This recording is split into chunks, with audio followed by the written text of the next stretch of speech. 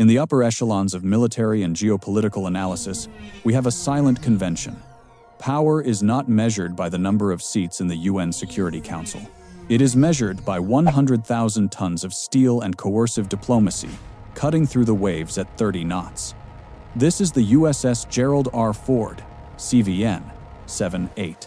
When you see the silhouette of this entity appear on the horizon of your radar, it is not merely a routine maneuver. It is a clear strategic message that every rule of engagement you once knew, every antiquated military doctrine you once studied, officially expires at that very moment. For over a decade, mainstream media has been obsessed with reporting on technical glitches in the munitions elevators or the staggering cost overruns reaching $13 billion. But from a strategic analyst's perspective, I can assure you, that was the most perfect smokescreen the Pentagon ever erected to distract the world. They wanted their adversaries to believe the Ford was a clumsy, expensive white elephant, vulnerable to cheap anti-ship missiles. The reality is quite the opposite. The Gerald R. Ford is a floating, massive quantum computer, an electromagnetic fortress designed not just to endure, but to crush the most horrific saturation strike scenarios that opposing superpowers can devise. However, to understand why a single ship can become the epicenter of fear in global hotspots, we cannot simply look at surface-level specifications. We must penetrate the core structure into technical secrets never widely publicized. The truth of the Ford's power begins with a fundamental but often overlooked factor: energy density. This is the vital prerequisite for our deep dive into the heart of this monster.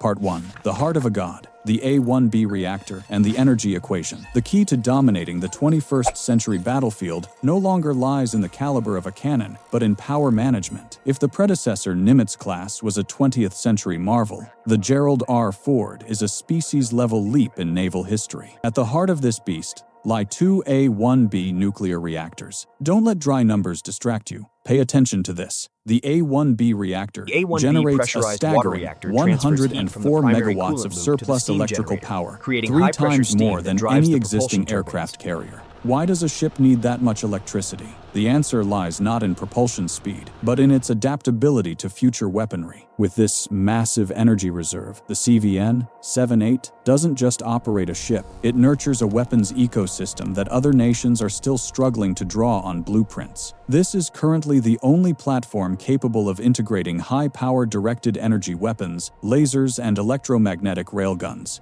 Imagine, instead of spending millions of dollars on a single interceptor missile, the Ford can incinerate suicide UAVs with laser beams at a cost no more than a cheap meal. This abundance of energy led to the revolution on the flight deck, the electromagnetic aircraft launch system, EMALS. Say goodbye to the jerky, unstable steam pistons of the last century. EMALS uses electromagnetic acceleration precise to the microsecond, allowing for the launch of everything from stealthy ultralight UAVs to fully loaded F-35C heavy fighters. The result is a 30% surge in the sortie generation rate, SGR.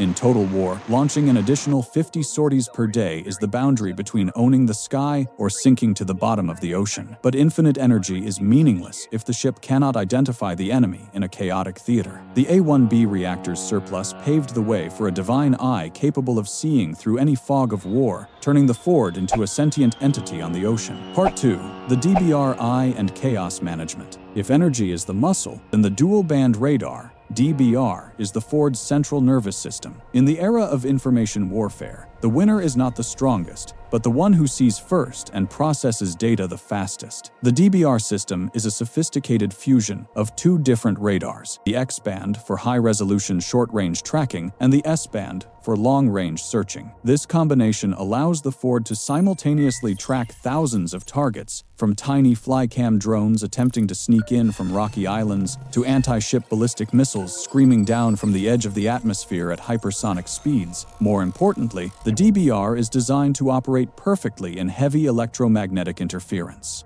When combined with the AN/SLQ 3.2V7 electronic warfare suite, the Ford doesn't just see, It has the power to manipulate reality on the enemy's radar screens. It can generate a sea of ghost targets, tricking enemy missile seekers into diving into empty voids. The combination of infinite nuclear power, the EMALS launch system, and DBR stealth radar has created a comprehensive combat entity. However, all theory is meaningless without a practical test. To witness this terrifying power, we must place the Gerald R. Ford in one of the most dangerous locations on Earth, where a mistake means annihilation.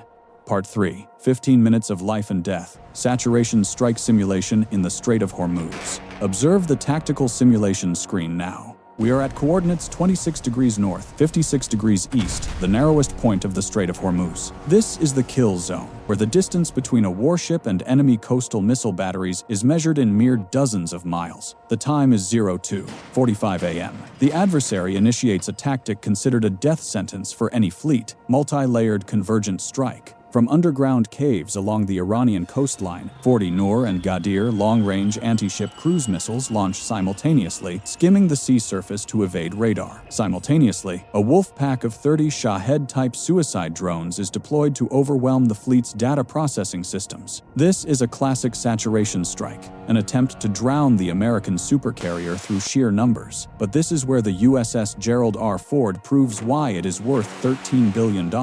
Instead of playing the role of a passive target, the Ford transforms itself into the chief architect of the space-based combat network. Through the ship's self-defense system, SSDS, it orchestrates the surrounding escort group like a lethal symphony. 02:50. The DBRI detects the heat signatures of enemy missiles the moment they leave the launchers, thanks to its wide scan angle and extreme sensitivity. Raw data is instantly processed by AI algorithms and transmitted via data link to patrolling F-35C fighters.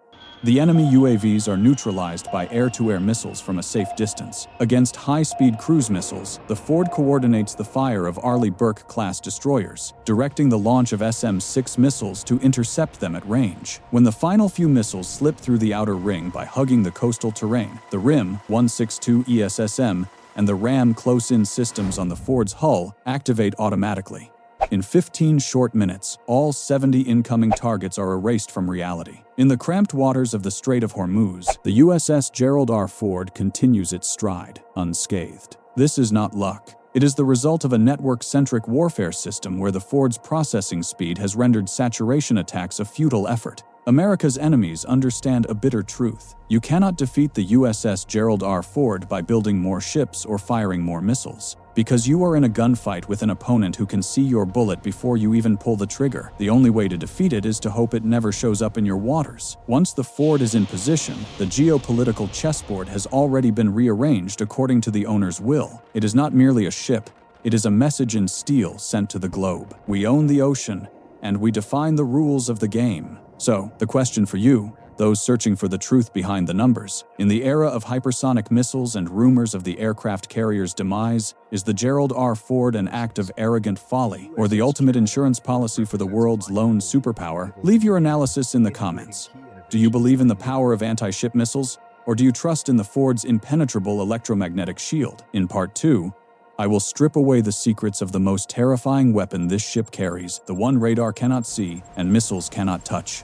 Integrated electronic warfare tactics. Don't look away, because in modern war, it's what you don't see that kills you.